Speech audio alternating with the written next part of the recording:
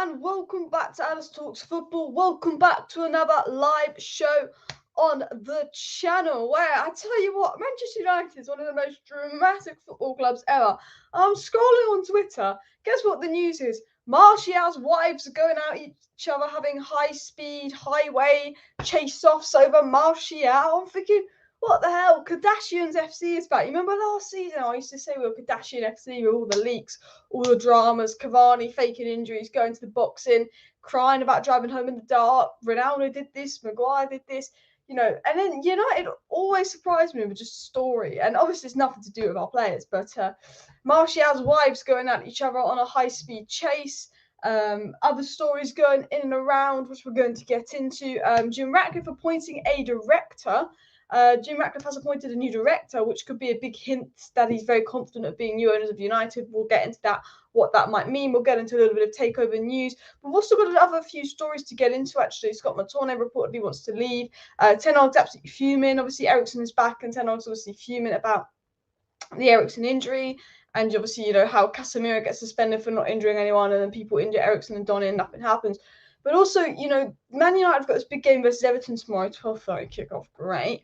But do you know who the ref is? Do you know who the ref is for the game? The ref is a Newcastle fan. The ref is a bloody Newcastle fan. Shock, shock, shock, shock, shock. So I want to show you something. I also want to talk about Anna Diallo. I also want to talk about a story about Jurrien Timber.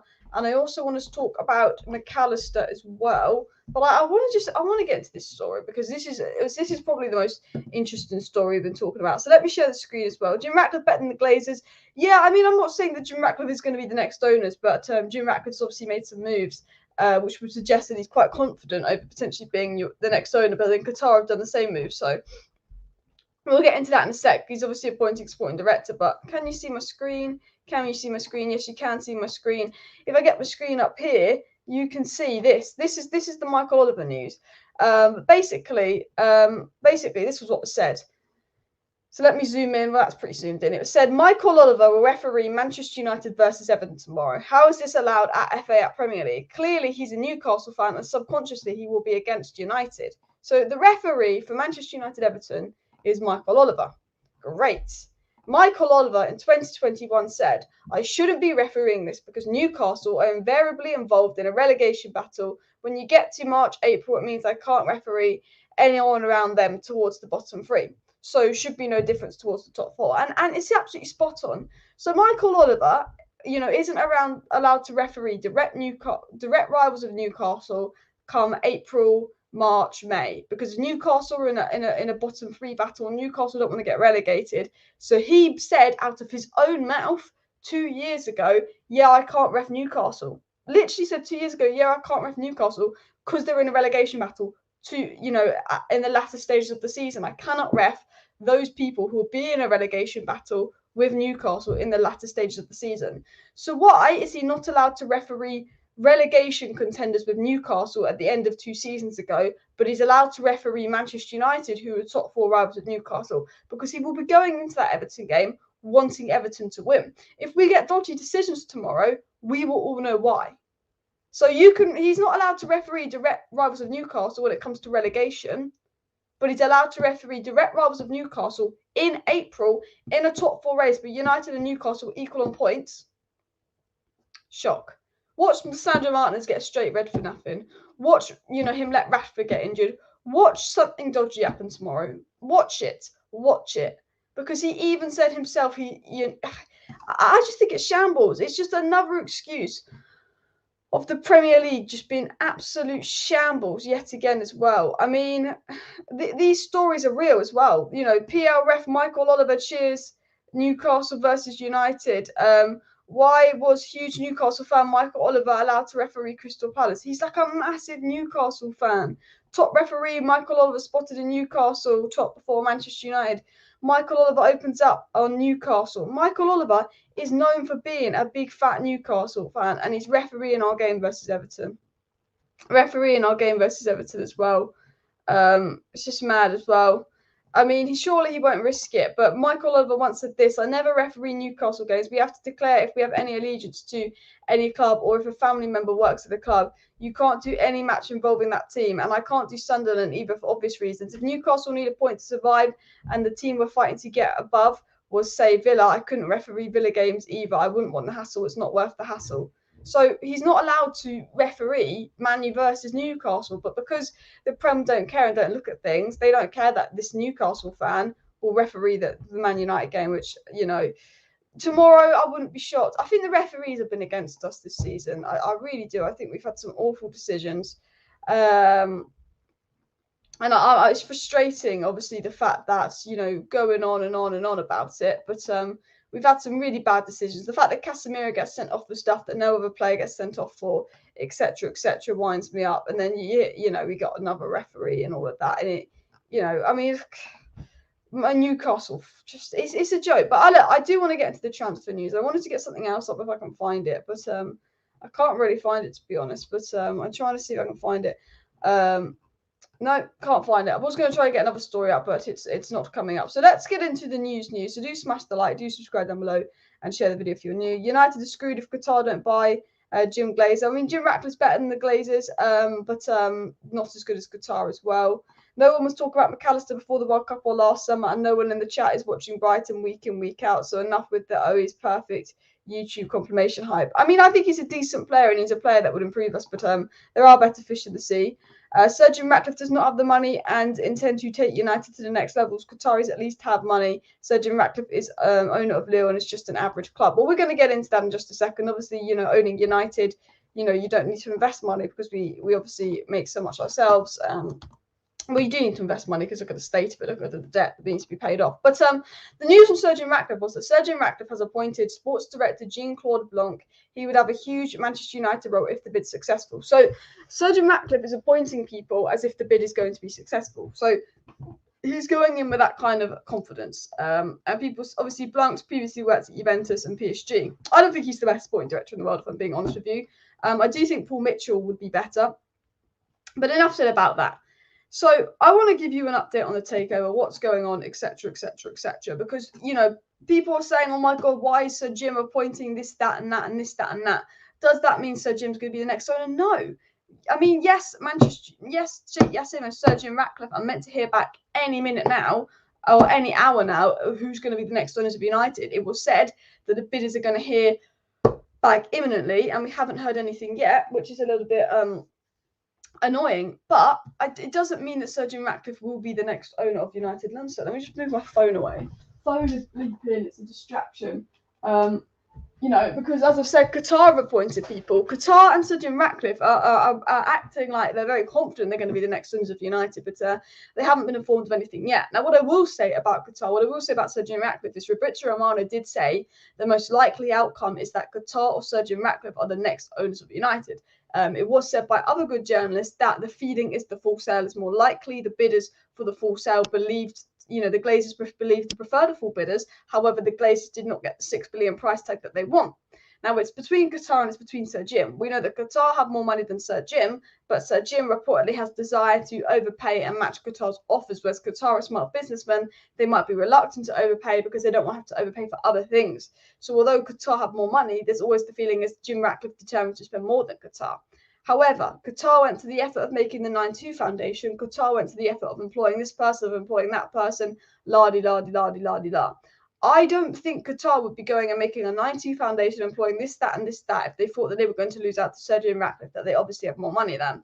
So although there's reports about Sir Jim doing this and that, and yes, Sir Jim could potentially be the new owners if Qatar grow frustration, you know, with the debt crisis going on, with Manchester United nearly being $1 billion in debt, with potential regulations stopping them going into more debt, would it be suitable for Sir Jim Ratcliffe to buy United? No. Yes, I prefer Sir Jim Ratcliffe to the Glazers. Yes, anyone's better than the Glazers, but Sir Jim Ratcliffe will be buying the club and putting more debt onto the club. And you know, United can only be in a certain amount of debt before the Premier League goes, you know what, you need to get rid of that. And, you know, with the, you know, interest rates rising, the amount of debt repayments, you know, rising, you know, if you've got Manchester United in this amount of debt, it's going to be very difficult for him to run it sustainably. You know, the Glazers owe a lot of money. It's going to be very difficult.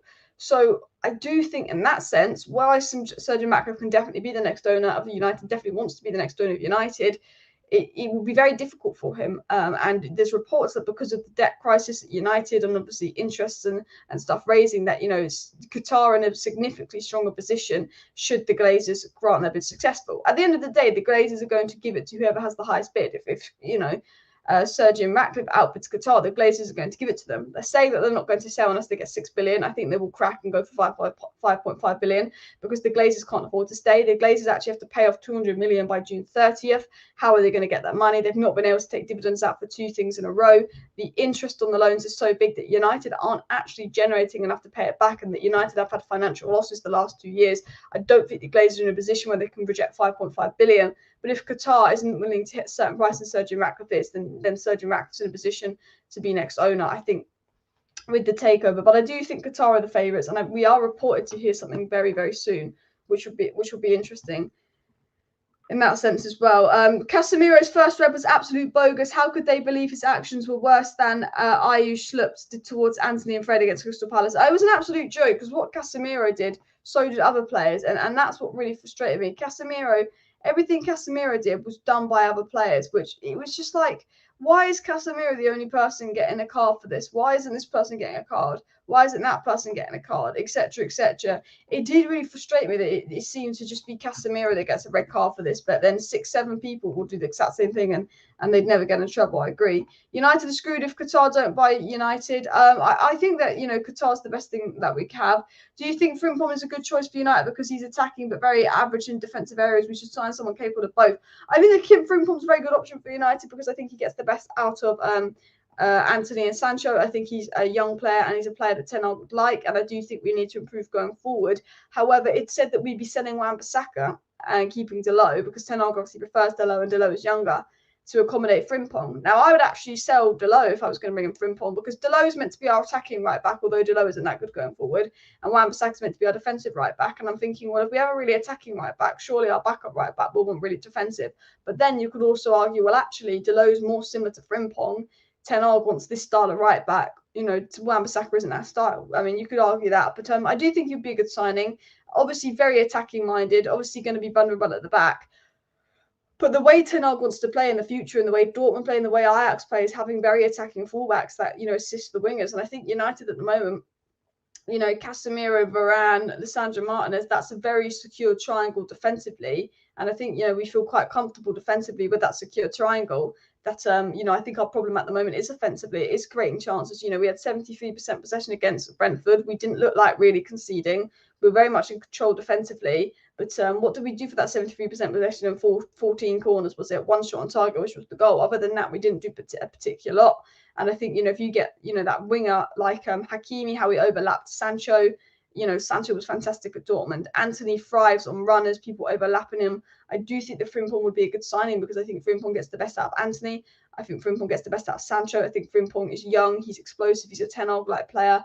He's a profile that we don't have. I think, while Jurrien Timber will improve and build up and can play centre-back and right-back and is more versatile for depth, I do think that, Frimpong solves more issues. And I think, we can improve and build up by getting a good number 8. We can improve and build up by getting a good goalkeeper. We can improve and build up by getting Timber at centre-back.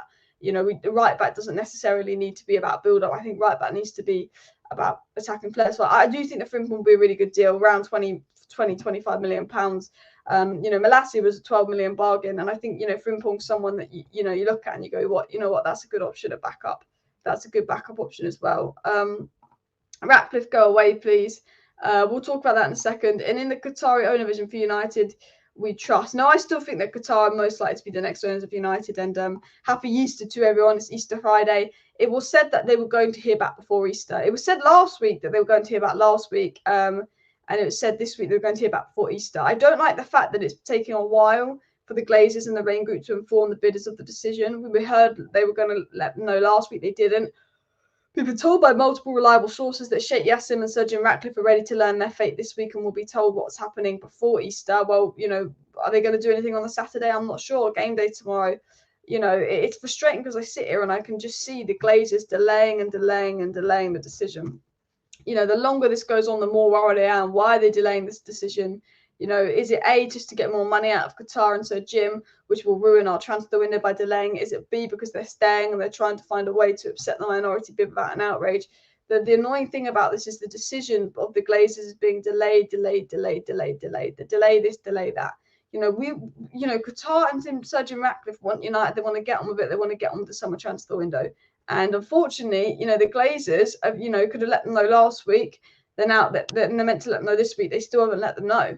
Now, I don't know if that's because, you know, the Glazers haven't made their mind up or they're really thinking about these bids, etc. But with the feeling of the news being pretty much like, oh, well, they're very confident Qatar will be the next owners. Qatar's bid is the strongest. Surely they go, okay, look, Qatar's bid's the strongest. We've had these secret meetings with Qatar. They're going to offer the most la-di-la. Now, I think the Glazers are just delaying the deal to see if they can get as much money as possible. I think it's all about how much money can we make. Can we make as much money as possible? So that's why I think the Glazers is just delaying the takeover deal. I think they're just slowing it down because they want 6 billion. The bids weren't 6 billion. They think if they take their time, it could scare them into bidding 6 billion. It is my personal belief, but we'll wait to find out that. I'm just going to take a quick sip of water. Live stream to announce Qatar or Sir Jim to continue. I mean, Qatar and Sir Jim are still the favourites. They're still in pole position to land United, and hopefully we'll get something come out soon. No, my luck, I'll end the live stream and then there'll be like a big fat announcement. Let's hit 100 likes, people, so do smash that like button if you haven't already. Qatar or we riot. Glazers might screw Man United fans Easter Day. I wouldn't put it past the Glazers to announce something shocking on Easter Day and ruin it as well. Glazers having tea with investment company on Easter Day.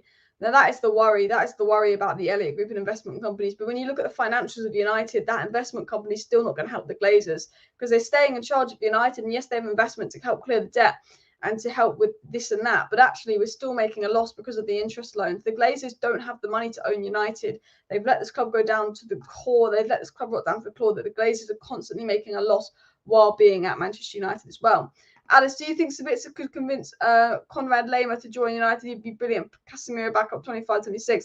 I think he'd definitely help us and he would be a good option, but I'm not 100% sure as well. A lot of people saying sell McTominay, sell Maguire. We will get into that. Obviously, smash a like if you're new. Sell McTominay, sell Maguire. Let me know your sale list in the chat. Mine would be Dean Henderson, McTominay, Maguire, Tellez, Bailly, Tuanzebe, Williams. Potentially, obviously, Weghorst I'd sell as well, but we don't need to sell him. He's not ours. Yeah. Is it possible that Wan-Bissaka's asked to leave? I don't think so. I think, maybe he did at the earlier on in the season, but I think now that he's playing and he's playing quite well, I would be very shocked if he did generally ask to leave. I think that, you don't know what's going on as well. Romano's just come out with a transfer update and says that Manchester United do plan to offer Pellistri a new long-term contract. That's what Romano said, and that United do really like Pellistri. We've obviously got Pellistri getting a new long-term contract. We've got obviously Amad Diallo, obviously doing fantastic on loan. He's just scored his 10th goal of the season. And then there's Anthony. And there is the worry that Sancho will not be heavily featured on the United lineup much longer as well, which is reportedly by Ten Hag wants Sancho up. Any news on Timber? So the news on Timber is very much around the lines of Erik Ten Hag likes Jurrien Timber. Erik Ten Hag is a big fan of Jurrien Timber. Erik Ten Hag wants to sign Jurrien Timber again in the summer. It's very likely that this player will go and that player will go. And that's sort of the news on that, really. I'm just scrolling through Twitter because there's not crazy amounts of news today, and I was trying to find the stories, but the news in general about Timber is I can get it up that Ten Hag wants him, but Manchester United will not sign him unless Maguire or Lindelof goes. Now it's very likely that Maguire and Lindelof will go, and it's very likely that they will be sold, and and I think that we will go for Timber. I think Timber and Kim Min-jae are two players that United are looking at. And if I can find the news story on Timber here, it was said here that United need to sell to boost the summer transfer budget, and it's likely that any reasonable offer for Maguire will be considered, particularly if Ten Hag firms up his interest in Timber. So what was really said about Timber and what was really said in that transfer news is that, Ten Hag still wants Timber. We've also been looking at Kim Min-jae. Maguire and Lindelof, one of them will be allowed to leave, and the money we get from that will allow us to pursue Timber. Now, if I was to predict Manchester United's transfer window, I can see one of Timber or Frimpong coming in. I can see a number 8 coming in, and I can see us signing Harry Kane or Gonçalo Ramos coming in, and that's what I believe will happen. But unfortunately, although we're getting all this transfer news, we've been linked to like 8 strikers, we've been linked to 8 midfielders, we're getting transfer news left, right, and centre, and there has been some really interesting and good transfer news surrounding United. It's so frustrating as a United fan because you know, yes, we've been linked to this player, and yes, we know who Ten Hag wants, and yes, we know the positions Ten Hag want, and yes, we know this, and yes, we know that. But we can't physically do anything until we've got new ownership in, or until we've got that investment sorted. Because the problem is, you know, if the Glazers stay and we have to pay off that 200 million debt, then we've got to use the money that we raised from sales, etc., to do that. You know, if the Glazers stay, they'll have to put United in more debt to spend. We'll have to make money through sales and get in the top four for Ten Hag to get back in. If the Glazers go and Qatar come in, Ten Hag can get back in. Even if Jim Ratcliffe comes in, Qatar can, you know, Ten Hag can get back in. Ten Hag wants a big fat striker that's going to be 100 million. He wants a big fat midfielder that's probably going to be 70 million. That's 170 million. He'll then want defensive reinforcement, which is probably another 40 million, which is 210 million. Then he'll probably want another 20, 25 million signing to go right back or back up DM. Ten Hag's going to want to spend 250 million. Now, give or take, we'll probably make 100 million through selling McTominay, Telles, Dean Henderson, Maguire, Donny, you know, Lindelof, whoever it is, you know, Dean Henderson. I give or take, I think that we will make some money. And I will, you know, we could make 80, 90 million pounds. But, you know, with Qatar, that's fine. With the Glazers, if they've got to do this, this, and that, I generally don't think that Ten Hag would get many of his transfer targets, and it could be that stingy summer. Because one thing you've got to remember about the Glazers, and I said this before, remember how Ollie would have a big fat summer, a stingy summer, a big fat summer, a stingy summer. You know how United would have that big summer under Mourinho, and then we had that stingy summer where we signed Fred, we were paid for, and then it was Lee Grant and Delot. We had that crap summer where it was literally Fred, Lee Grant, and Delot. And then we had Ollie come in, and it was a crap summer, but they spent 150 million on Maguire, Dan James, and Wan-Bissaka. They spent 150 million on crap, and they got Bruno in January. You know, we had a really good summer spend under Mourinho, then we had a shit one where it was literally Delot and Fred, and then we had a really good summer spend under Ollie, but we bought crap. And then that next second transfer window under Ollie, where he wanted Sancho, he wanted Jack Grealish, he wanted this player, he wanted that player. Remember that second transfer window under Ollie, where we didn't get Sancho or Jack Grealish or Bellingham, who were the three players he wanted. We ended up with Cavani on loan that worked and was lucky. Telles, who was crap. Ahmad, that we panic bought because we knew about Sancho. Paleshu, that we panic bought. And Donny, who we didn't use. That transfer window under Ollie was awful. We basically got lucky with Cavani, and everyone else hadn't worked out or was a player for the future. And then we had a good transfer window under Ollie with, you know, Varane, Sancho, Ronaldo. We've just had a good transfer window under Ten Hag, which says to me we're going to get a crap transfer window if the Glazers stay in the summer. Because the Glazers get a new manager in, they give them a good transfer window, they give them a crap transfer window in the second season, and then they potentially give them a good transfer window in the third season. I know if the Glazers stay, Ten Hag is getting a crap transfer window, 100%. Because we've seen it happen under Ollie, where it's just crap. He doesn't get his targets. Ollie wanted Bellingham, Grealish, Sancho, got none of them. It's very clear. Ten Hag wants Kane. Ten Hag wants De Jong, but he doesn't know if he can get De Jong, so he wants a number 8, and he's looking at Kone. And Ten Hag wants Timber or Frimpong. 3 signings. Bish, bash, bosh, do it. Yes, Kane will be difficult. I understand if you miss out on Kane, but if you miss out on Kane, you've got to get Vlahovic, or you've got to get from Carlo Ramos, or you've got to get Osimhen. You don't miss out on Kane, and then you go and sign some guy that Ten Hag wasn't that interested in. You know, I see, you know, if the Glazers are here, I see United missing out on Kane, and I think they'll go sign someone on loan. They'd probably take someone like fucking Suarez on loan, or Mateus Cunha, or someone absolutely crap. They'll get someone old or someone crap on a 1 year, 2 year deal on a loan deal if they fail to get Harry Kane and the Glazers stay. Whereas I know you've got good owners in, you fail to get Kane because Daniel Levy's being incompetent, you get Carlo Ramos, you get Vlahovic. You know, I don't trust the Glazers in the summer one bit as well. McTominay has some neck demanding a place in the squad. Bye. McTominay does want more game time, and McTominay does want to leave as well. Come on, have faith in United. Don't whine about the ref before kickoff. Channels Mint Alice. Big up for the comment, but I do have faith in United, but I think if the ref is dodgy, we'll know why as well. Qatar and Glazers should have entered into a period of exclusivity now. Qatar was the higher bidder. Exactly. What I do want to say about the rumours about Jim Ratcliffe coming in is Qatar's bid is reportedly to been higher. And Amad Diallo just scored again for Sunderland, guys. That's his 11th goal of the season. My guy is killing it. But Qatar's bid was reportedly higher than Jim Ratcliffe's bid, so it'd be very unlikely that Jim Ratcliffe would all of a sudden be named to the next owner of United in the coming days if we know that his bid wasn't even the highest.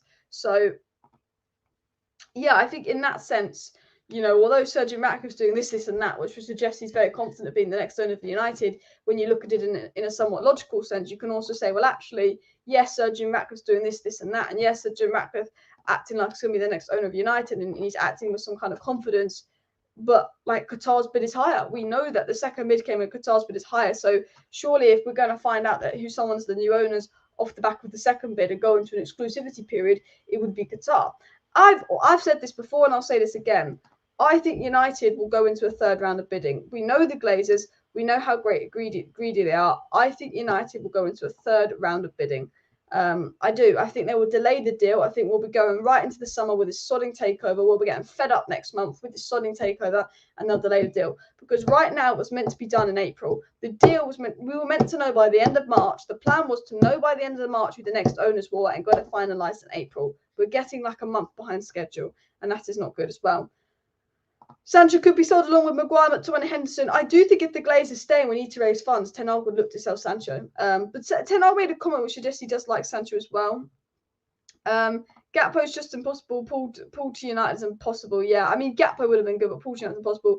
I can't believe Amad Diallo's scoring again. He's been absolutely fantastic as well. I mean, Amad Diallo is someone that reportedly Palestri and Elanga would go out on loan because Ten Hag sees Amad is better than Palestri. Man United's plans to get Palestri on a new long-term deal, ship him out on loan, and potentially that would accommodate Amad next season. It seems that, Ten Hag likes Garnacho and Rashford on the left and Anthony and Amad on the right, and Sancho and Bruno as the 10s, and he would obviously want a striker. The thing that I will say about United is, although we need a striker, I don't think we need a winger. We've got Sancho, Palestri, Anthony, and Amad that can all play on the right-hand side. We've got Rashford and Garnacho that can play on the left-hand side. Technically, Martial and Sancho can also play on the left-hand side.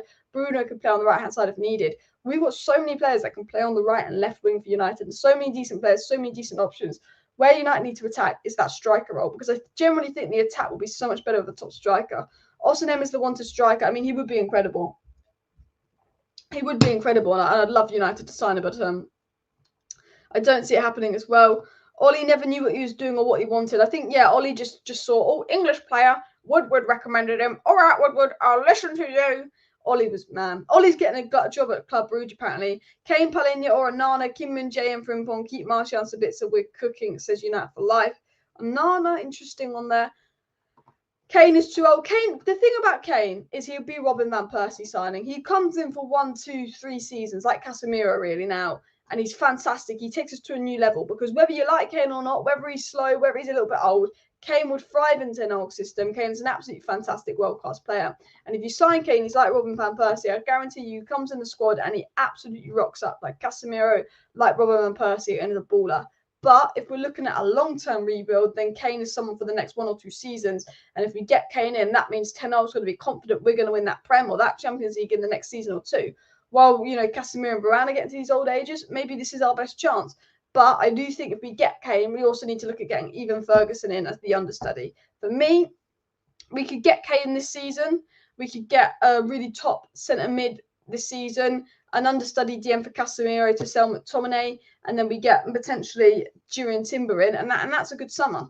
But then next summer we'd need to get an Evan Ferguson or Ramos Haaland in as potentially Kane's understudy for the future. You know how Man City have got Julian Alvarez and Haaland, because you can't just rely on Haaland, so they've got Julian Alvarez, and then we'd look at getting a goalkeeper. Then we'd look at getting maybe some more defensive reinforcements or some more attacking reinforcements, depending on how that goes. But I do think Kane would be a very good signing for a couple seasons. But when you look at 100 million for a player that has got 1 year left on his contract, is he worth 100 million with his age, with his injury record? 1 year left on the contract, is he worth 100 million? No. For me, you pay 70 million, you get Kane and bish bash bosh. We can also get Gonçalo Ramos for 70 million. Yes, he's not the level Kane is. Yes, he won't have the crazy impact Kane is, but the longevity, Gonçalo Ramos could be that guy. So the worry with Kane is that Daniel Levy is going to demand well over 100 million and try and extortionate United. And it was even said by Samuel Lutkers that the Frankie de Jong saga is expected to be the Harry Kane saga this year. I think it was Samuel Lutkers that literally said there's going to be the Harry Kane saga this summer, like the Frankie de Jong saga. And I know that Harry Kane to United will be a saga, because even with new owners or not, Daniel Levy is the most difficult guy to negotiate with. Even Manchester City had a problem getting Kane, and Manchester City don't have a problem signing anyone. Daniel Levy is incredibly difficult to negotiate with. And I do think if it was Glazers and they stayed versus Daniel Levy for Kane, it is De Jong 2.0. It goes back, forth. It'd be a tough one. Kane has got 2 good years in him, maybe 3 as well. Ahmed and Hannibal are ballers we need next season. They've been absolutely fantastic this season. I think Alvaro Fernandez at Preston on loan has been decent, although I only watched his first few games of Preston on loan and I thought it was good. I don't know what it's been like recently. But I do think that for this season, a lot of the Man United loanies are having a good season as well. Martin Odegaard says, yes, guys, we can beat Liverpool. You know what? I don't want Arsenal to win because I don't want Arsenal to win the league. But at the same time, I want Arsenal to win because I hate Liverpool. Arsenal-Liverpool is that annoying game because I don't want Arsenal to win, but I would rather Arsenal win than Liverpool. It's like I want Arsenal to win because I don't want Liverpool to win. But yeah, I just don't like that game. I just want this Today I Feel Qatari trend to stop. It's super cringe. And the club should have gone to auction. The deal would have been done and dusted in 10 minutes. Lol. As well. I mean, I have to say that the takeover is really dragging on. It's getting boring. Kane is an RBV, not the English curse. I do think Kane would be good as well. I do think Kane would be good. If we sign Kane, I don't think he'll be bad signing. He'll be very good signing. I just think we might have to overpay for him, which I don't like. 65 Phil McAllister, and he can go rotation for Bruno Eriksen Sabitzer for 20 mil. We good squad depth. I don't think De Jong or Bellingham or Camavinga will sign for United. We want De Jong, Bellingham, or Camavinga. I don't think we'll get any of them. I agree. McAllister, I think, can play in that slightly deeper role. I like McAllister. I think he's a decent player. I think he'd be a good signing. I think he'd help us. But for 65 million for McAllister, I'm not that fussed about it. He's not someone I go, boom, he solves problems. He's someone I'm like, he's decent. But I look at, Enzo Lafy, and I'm like, Enzo Lafy for £20 million, boom. Frankie de Jong is that big name that I go, boom. So, yeah, I agree with that in a sense.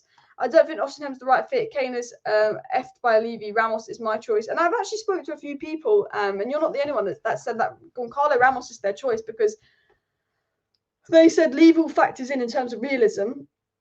Kane, you've got to go through Daniel Levy. Kane will be an incredibly difficult deal to do. And then they said Ostenham, that's going to be ridiculously expensive. He does have an injury record. There will be inflated by Napoli's good season. They said, I had a friend that said, Goncalo Ramos is being quoted around 70 million, although his release clause would be like 90 million. He's being quoted around 70 million, like Liverpool, kind of money Liverpool paid for Darwin Núñez. And obviously, I've watched a lot of Benfica this season. He's actually just scored a goal. Well, technically, he hasn't scored a goal. I think it went down as an own goal. But Goncalo Ramos is a very good, very talented player, and definitely a player that I'd like at United. And I think it's a safe option. I think he's almost more realistic. Although I think Kane is number one target, I think we will go all out for Kane. It could be a De Jong saga, and I think then that way Goncalo Ramos is the most realistic as well. If Kane was from France or Spain, no one would even mention his name. I think they would. Kane's scoring record in the Premier League is incredible. There's a lot of overrated English players, and because Kane is English, he'll be 30 million more. If Kane was Spanish, he'd be going for 60 million. Because he's English, he'll go for 100 million. But he is a very good player. I think English makes you overpriced, but I do think he's a very good player. We should look at Quinton Timber, not Jurrien. He's such a good CM who can dribble. I've heard a few people mention him, but I'm not ultimately familiar. Sunderland 4-3 Hull. Amad is on fire, people. Amad Diallo with another goal, guys. Amad Diallo, what a baller. What a baller. I tell you what, I would have loved it, United. I don't know which Enzo you're talking about, but Enzo Fernandez. He would have been absolutely incredible at United. Camavinga will not leave Real Madrid. He's too good a player, and he's just joined. Yeah, there's no way Camavinga obviously leaves Real Madrid for United. But United's dream is Camavinga, Frankie de Jong, and Jude Bellingham in midfield. Now, I'll be honest with you. I don't want Jude Bellingham. Now, before you go, what do you mean you don't want Jude Bellingham? Of course, if we signed Jude Bellingham, we'd be like, boom, like what a player, what a midfielder. But for the price Jude Bellingham is being quoted at, for the amount of positions that need addressing, and for the type of player Jude Bellingham is, he improves United, but he's not the exact profile we need. I think we need a midfielder that's more of a Frankie de Jong-esque profile, an Enzo Lafy-esque profile than Bellingham. Bellingham improves us. Bellingham is good. But I don't think Bellingham... Well, I think Bellingham, because he's so young, could be moulded into that perfect player that goes next to Casemiro. And I think Bellingham would look very good next to Casemiro. But I think when you look at the United squad and you know that United's priority is that position next to Casemiro, I think, is it worth spending 120 million on Bellingham? No. I would look at signing Bellingham next summer. Let's say we were in very good position, and let's say we maybe come second in the league next season, and we're 2 points off first, and we win another trophy or something. We have a very good season, and we're like, we're 1-2 signings away from being title challengers. Then you get your Bellingham, because I think United need, a striker and a top number 8 to go next to Casemiro. I think they then need a Casemiro understudy, and then I think they need to get someone like Jurrien Timber or Kim Min-jae to replace one of the centre backs to improve there. A right back and potentially a goalkeeper that's better with their feet. And then maybe you sign all that and United get themselves to the title challenge up with Arsenal, up with City. And then once you're in a title challenge, once you're only a few points off winning the league, that's when I think you can do that 1 or 2 signings that you break the bank for. I think, when you're in a position where you're in a top 4 race and you want to be in a title race, it means you normally need 4 or 5 players to be appointed of that 50 million mark. Then I think when you get to the next level, you can be like, oh, you know what? Let me appoint this guy. Let me appoint that guy. Osimhen scored 40% of his goals from headers. The system at Napoli fits him perfectly. He's got Kvara at United. We'd have a left winger who cuts in and shoots. True. That's a good point to make. I still think he'd be great at United, but true. Replacement for Ahmad's underrated. He's fantastic as well. Bring back Ahmad. I mean, Ahmad, what a baller. Musiala, very good for his age as well. Do you rate Thomas Partey? Not as a person, but as a player, yes. Bellingham links make zero sense. It's just journalists using United brand for clicks. I do think Bellingham will be looking for a move back to the Premier League or Real Madrid in the summer. And I do think because of his price tag, it will be very difficult for the Liverpool to get him who wants him. I think they've ruled themselves out because of money. And I do think that United like Bellingham. I think there's truth that Ten Hag likes Bellingham, but I don't think United will pursue Bellingham. And I do think if there's stories that come out saying we're pursuing Bellingham, I'd be surprised. I think it would almost be using our name to get Real Madrid to pay the money. Dortmund using our name. Like with Enzo Fernandez, we've got a lot of stories coming out in January. Remember January that Man United were going to pay 100 million for Enzo Fernandez, and I just said, no, this is a very good source saying United want Enzo Fernandez, and I'm sure we do, but we're not going to spend 100 million on Enzo Fernandez in January. It was a story to rule out Chelsea, and I do think maybe if we get linked to Bellingham, it could be good journalists linking us to Bellingham, and we go, oh, this is good, but then it could be a story to rule out Real Madrid to bid, because I don't think United would put away that much money to bid on Bellingham, especially when striker's number one priority, then midfielder, and the striker market is very inflated at the moment because there's not a whole lot of top strikers going about like there used to be as well. 150 million is crazy. Are you watching Ahmed right now? He's absolutely sick. I mean, I'm not watching him obviously because I'm live, but apparently he's doing a madness. So we have a look at Twitter and see what they're saying about the Ahmad. Apparently he's got another goal. Everyone's going crazy about Ahmad. Ahmad is very good. His intelligence and decision making are miles ahead. He should be competing with Anthony. He's an absolute baller. Amad Diallo takes his goal tally to 11. 2 goals for Amad Diallo today. Been absolutely fantastic. We'll see if we can get the goals up. We'll get Ahmad scores again. Amad Diallo scores again. He's having an absolutely fantastic game for Sunderland. This is the goal. I swear if I get copyright now, I'll be fuming. Goal for Amad Diallo there. I can't do that. That's the Sky Sports one. I'll definitely get copyrighted. But another goal for Amad Diallo. He's a baller. So he's got 13 goals and assists for the season. And people forget the Championship's a difficult league. And Amad Diallo's been injured for a fair bit. People forget the Championship's a very difficult league. I think the Championship's, obviously I know a lot of people do in the Championship and they can't do it in the Premier League, but I think the Championship's such a good league. I do watch the Championship here and there because I just think it's such an interesting league, such a good league, and there's so many big sides in there, and he's been very good. I mean, if we look at the Championship table here for Sunderland, obviously Sunderland haven't been amazing this season, but they're in 10th. But do you know what's mad about the Championship? Is take away the top 2, but in the playoffs between 3rd and 9th, there's actually like 10 points. The playoffs are pretty close, but what I wanted to do actually was I didn't want to look at the Championship. I wanted to look at Amad Diallo stats because he's a very good player. And the thing about Amad Diallo is he's someone you look at and it's not just about goals and assists. He's generally nice to look at. He's generally easy on the eye. He's generally good on the ball. Like Amad Diallo is generally a baller. Like a genuine baller, and this season in 2,300 minutes, he's got 11 goals now. So he's got 11 goals. So that obviously hasn't updated. So he's got 11 goals and 3 assists. So he's got 14 goal contributions in 2,300 minutes. He's played a mixture of centre forward, second striker, attacking mid, right wing, and right mid. He's mostly played right wing and right mid. As you can see, he's got 5 goals and 2 assists when playing as a right winger. That is his best position. But as you can see, doing a very, very good job. Having a brilliant loan spell, and you've got to be happy for Amad Diallo because I do think that he's a top player as well. Frankie de Jong publicly declined us multiple times. If we go back to him, it's a disaster. It depends though. I don't think it's worth going back in for Frankie de Jong unless Barcelona contact us and say he's for sale. Barcelona contacted us and said, look, de Jong's for sale last summer, and it just went tits up. Barcelona reportedly cannot buy anyone unless they make like over 100 million in sales. De Jong is someone they would sacrifice to sell because Pedri's too young, Gavi's too young. I do think that if Barcelona will probably pull some levers and find a way around it, but I do think that Barcelona, even though De Jong's been good this season, could be open to selling him again. And I think if they're open to selling him again, I think the saga's back on because it's so obvious why Ten Hag wants De Jong. He'd be perfect, but yeah, I don't want to get into that saga unless I feel like it's going to happen. You know, we don't want to get back into that De Jong saga again as well. Yeah, everyone talk about Ahmad as well. Honestly, fantastic. Verratti would make sense over Frankie. I don't know, Verratti a couple of years ago, but yeah, you know, still didn't prove us as well. Another season with Sunderland, he'll be ready for the Prem. Might be early to pull him back. I think that he needs a Prem loan because of Anthony and because of Sancho. I think that he might benefit most from a Premier League loan.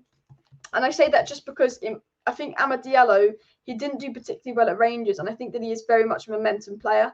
I think he needs momentum to, you know, really excel and really do his best, like that momentum of playing a lot. And I don't think he'll get that at United. So potentially, I think a second loan for Amad could be beneficial as well.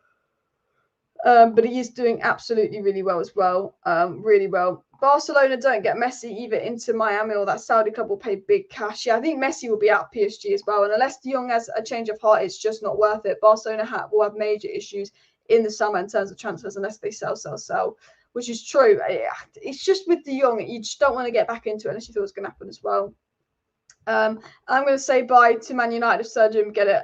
I mean, Sir Jim is better than the Glazers. Like, remember in the summer, we all wanted, well, before we were linked to Qatar, we wanted Sir Jim in and Glazers out. Now, we did say, look, there's better owners than Sir Jim, but we wanted the Glazers out so bad that in summer, we actually said we want Sir Jim, most of us. Now we've got Qatar. If we get Sir Jim, it feels like a loss because Qatar's offer, no debt, that, is so much better than Sir Jim's offer. And, you know, although Sir Jim is making these appointments of new sporting director, etc., as I've said, Qatar's bid is higher. I don't think Sir Jim's magically going to be the new owner. I just think he's acting with confidence, but I don't think it means a whole lot as well. Ahmad should be given a chance to play at United. I mean, what do you think? Do you think Ahmad should be given a chance? Would you give Ahmad a chance? Let me know in the chat. Guys, please do smash that like button. Of course, subscribe down below to Alice Talks Football if you're new. I know news has been a little bit more quiet at the moment, but I've said this for a week because we were told last week that the Takeover news was going to come out soon, and we know the next bit of Takeover news we get is massive. The next story we get about the Takeover is it going into a third round of bidding or preferred bidder being picked. Now, if a preferred bidder is being picked, the scene explodes. The scene absolutely explodes because that could be Qatar, that could be Sir Jim, that could unfortunately be the Elliott Group. And then you're like, oh, this is moving. We're going to get news in the coming weeks, either about third round of bidding or a third bid, or we're going into the third round and a preferred bidder is put in. So do make sure you subscribe because sometime very soon it was said that it was meant to happen. It was said it was going to come out before Easter. It said that the bidders were going to be informed of the Glazers' decision before Easter. That has not been the case, but there is going to be some big news coming out soon. So make sure you're subscribed. But now we know Sir Jim Ratcliffe will keep the club in debt. Now, the problem is if you get Sir Jim Ratcliffe, we're in debt again. Now, I don't think Sir Jim Ratcliffe has the finances to buy United when interest and debt repayments is so high. But we have to wait and see. What I did want to get into is the Everton game. So United got Everton tomorrow, and then obviously going on over the Easter weekend, you've got Arsenal and Liverpool on the Sunday. Wolves, I fancy Wolves getting a result versus Chelsea. Tottenham, Brighton. I tell you what, I fancy Brighton taking some points off Tottenham there. But, you know, there's a few fixtures coming up. And obviously we are competing with Tottenham and Newcastle for top four. So I wanted to take a look at Tottenham's fixture list and at Newcastle's fixture list to see. Because that's, for me, Tottenham can drop points there. Tottenham can also beat Bournemouth. Tottenham-Newcastle's a big game because that's one of our top four rivals definitely dropping points. I do think we will get top four because Tottenham have got to play Brighton. They've got to play Newcastle. They've got to play us. They've got to play Liverpool. They've got to play Palace. They've got to play Villa, Brentford, Leeds. Now, Villa and Brentford can give Tottenham a difficult game. It would be classic Tottenham to lose to someone like Leeds.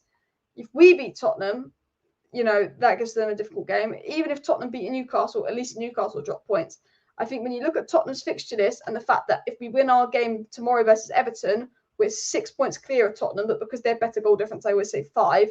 I do think United will get top 4. If we look at Newcastle's fixture list here, Newcastle have got to play Brentford, which will be a difficult game. Villa, which will be a difficult game. Newcastle, obviously Tottenham, which will be a difficult game. Obviously Everton, they'll be fine. Southampton, they'll be fine. Arsenal will be a very difficult game. Leeds, they'll be fine. Leicester, they'll be fine. And Chelsea could be a difficult game, although Chelsea probably will have nothing to play for because they'll probably be sitting in 10th place, which will probably make it an easy game. But I do think if you look at the fixture list, and I don't like to get the score up, but if you look at the fixtures, I do think we've got the easiest one.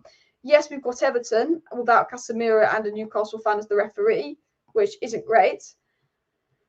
But then, as I said, we've got Forest. And then obviously we've got Chelsea, but they're crap. And then we have Tottenham, which is difficult. Then we have Villa, which is difficult. Then we have Brighton, which is difficult. But then we have, pretty much West Ham, Wolves, Bournemouth, Fulham. West Ham, Wolves, Bournemouth, Fulham. That could be 4 straight wins in a row, especially because Fulham will have nothing to play for. The problem is West Ham could be in a relegation thing, so could Wolves, so could Bournemouth. But I do feel confident United will get top 4, because if you look at the table, let's say we win tomorrow versus Everton, we are on 29 games and 56 points. Spurs are on 29 games and 50 points. That's 6 points cleared. Spurs have got to play Newcastle, so at least one of them will be dropping points. Spurs have got to play Liverpool. Spurs have got to play Chelsea. Yes, we've got some difficult games, but we'll have Casemiro and Eriksen back. People ask me about United getting top 4, and I look at the league and I go, I do think we'll get top 4. Although, I don't trust the ref tomorrow at all. How would you rate it if Palhinha signed for United? I think it would be a decent signing. It would be good Casemiro back up, 100%. But I can't see it happening, but it would be a decent signing as well. Spurs are too Spursy to get top 4, but then they're Spursy. Spurs are the type of people to lose a game to Southampton, but then beat Manchester City and Arsenal. Do you know what I mean? Like, Spurs are so Spursy that, we'll think they're going to lose to Brighton and they'll win. We think they're going to lose to Liverpool and they win. But then Spurs will go and lose the easiest game. The thing with Spurs is you can't predict them. The thing about being a top 4 race event Spurs is you cannot predict if they're gonna be good or gonna be bad.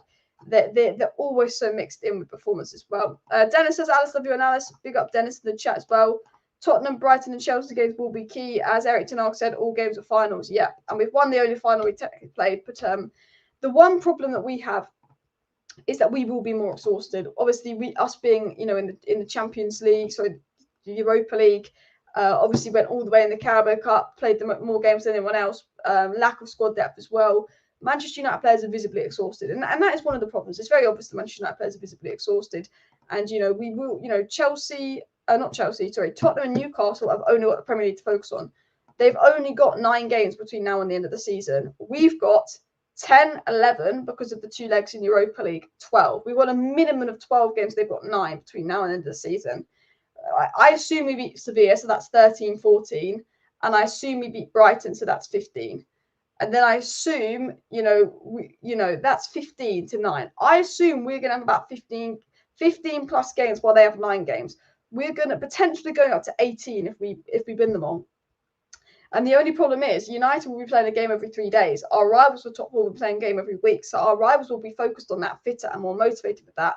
Whereas obviously we will be more exhausted, and especially with our lack of depth. So although United, I think, are the 3rd best team in the Premier League, although we'll have Casemiro and Eriksen back, and although Ten Hag's a good manager, and I think we are technically, if we win tomorrow versus Everton, 5 points ahead of Spurs on points, there is that worry of, but actually they do technically have an advantage in the sense of they're not in the cup compos. But at least we're still in the Europa League, and I'll be honest with you, I'd rather win the Europa League. If someone said come 3rd and win no more trophies this season, or come 5th and win the Europa League, I would take coming 5th and winning the Europa League. Because I think the Europa League is such a top trophy as well. Everton always lie down against the big teams away. Everton are a weird one because they could be really shit, but I always find they give United a difficult game. Maybe that's me. I think they can be really awful, but I just find that they always give United a difficult game. They always give us trouble. And it's just like, I watch Everton play and I'm like, oh, you're rubbish. And then as soon as United play them, we struggle to break them down and stuff as well. Carrick, Borough versus Burnley's Company. So go on, Michael Carrick. Amad Diallo got 2 goals today, put in an absolute shift. What I want to do before I end the live stream is I actually want to talk about tomorrow's game. We're going to get chosen 11 up and go into the lineup. Now, I'm worried because, well, not worried, actually. I don't know why I say worried, but because we played so well against not Newcastle, Brentford, I'm worried that Ten Hag will probably keep this Sabitzer, Bruno McTominay midfield. Because, Ten Hag views McTominay as his Casemiro replacement. And I do think, I know Eriksen is back, but Eriksen will 100% be on the bench. Eriksen 100% is on the bench, let's be honest. I do think it will probably be very similar. I suspect that Rashford, I suspect that he will keep, I think he'll keep the front three because I think Sancho and Antony did very well. I think that it will be something like this again. Obviously, Luke Shaw is injured, so we know Malacia will play. So, and obviously Licha will definitely be here. Maybe he rests Varane, but I don't think he will rest Varane. And I don't know. Actually, Delo had a good game. You know what? I'll be honest. I know we just played on Wednesday and it's a 12 o'clock kickoff, but I don't see many changes. If I was going to see a bit of rotation, it would be maybe Lindelof here, maybe Wan-Bissaka here. I mean, that's the only area I see him rotating. I do think, we will have Fred/Eriksen on the bench. We'll have Fred/Eriksen on the bench. But I think because with Sabitzer, he played so much better in this 10 role, he'll be looking to play Sabitzer as a 10 and Bruno deeper. And I think if you're playing Bruno deeper, you probably have to play him with McTominay or Fred if you're playing Bruno deeper. And I think for the physicality, he will pick McTominay. So I do think that will probably be the lineup going into it, but it'll be good to have obviously Eriksen on the bench. Another thing I was thinking of is potentially, I forgot what I was going to say now. I've completely forgot what I was going to say actually. But Doucouré is suspended for Everton, which should help us as well. But yeah, Hull City got a penalty in the 95th minute. Bloody hell. But I do think that we should beat Everton. I think we're better than Everton. I mean, that's my predicted lineup. But if we go to SofaScore here, they'll show us the Everton team that's likely to play because I don't know enough about Everton to predict their lineup. SofaScore believes that Wout will play, but we'll do something. They believe we'll get McFred and Wout in. That's an interesting prediction. But SofaScore predicting, Onana, Tom Davies, Iwobi, Dwight McNeil. Probably a very defensive squad, but you look at that and that is the prediction for tomorrow's game. And you do fancy United to beat that. You do fancy United to get a result. Definitely watching Borough versus Burnley. Burnley could secure the league with this match. Yeah, Burnley and company having a fantastic season as well. Alice, you're doing a great job. Thank you. And hey, Alice, if you had to sign one player from Arsenal, who would you sign? Probably Saka. I don't know actually, because we've got a lot of right-wing options. So I think Saka would be good because he's Saka and phenomenal. Although we've got Anthony and Sancho. Odegaard would be very good. Jesus would be very good, but I think we need a different kind of striker. But Jesus is backup striker. Partey, I don't want probably go to jail. Don't want another one of those players. But I think he would be very good. Casemiro backup, and we could always play him next to Casemiro. Yeah, it's a difficult one. If I had to sign an Arsenal player, I think Saka's the obvious one. But I'd probably go Odegaard because he could play as an 8. With him and Bruno could be 2 8s and Casemiro could be a DM. I think Saka would be. I just think Anthony and Sancho, Ahmed Palestri, although Saka is fantastic and better than them, I think that we probably need midfielder more than a winger. So I'd probably sign Odegaard if I had to get an Arsenal player as well. 4-4 in the Sunderland Hull game as well. Alice, I read the Takeover could take a year and a half. Potentially, but the goal is to, the Glazers can delay it all they want, but the goal is for it to be done this summer. The Glazers' goal is to leave this summer. They've not been taking out dividends. I don't think it will take a year and a half, but as I've said, you don't know with these sodding Glazers. They are just vermin little rats, aren't they? So you never know. But I do think we're going to hear something soon. I mean, lots of reliable sources are saying we're going to hear something before Easter. Well, tomorrow is the day before Easter. So, I personally myself was really expecting some news to come out tonight. I'm actually, to be honest with you, and I'm actually quite surprised that no real news has come out tonight because I was really expecting some news to come out tonight regarding the takeover, but obviously no news coming out tonight. But yes, it was up for sale since November, so I do think something will happen soon. Showed up late, Alice. Any news on Qatar? Are you confident getting to Qatar? I mean, I do think we'll get Qatar. But the longer and longer it takes for these bidders to hear back, the more worried I am because I'm like, why are the Glazers taking such a long time? Are they going to do something outrageous and stay? But I do think if Qatar will probably be the next owners from what I'm aware of. But you got predicted as well. A lot of people saying Odegaard, Saka's at the wrong club. We should have been at United.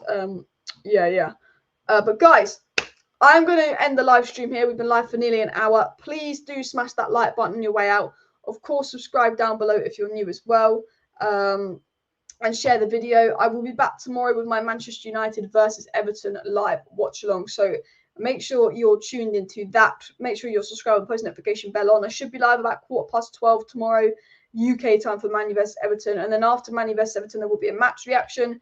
Potentially, if any news comes out on the takeover, because apparently we're set to hear about what's going on with the takeover before Easter, and tomorrow's the day before Easter. There could even be a live stream this time tomorrow night. And then obviously Monday morning will be a 5 things we learned for Manchester United versus Everton as well, because we always do our 5 things we learned. So you've got a watch along, a match reaction, 5 things we learned, and if news comes out, a potential live stream up this week. So make sure you subscribe. Big up everybody in the chat. Smash a like, smash a subscribe. See you next time, and bye.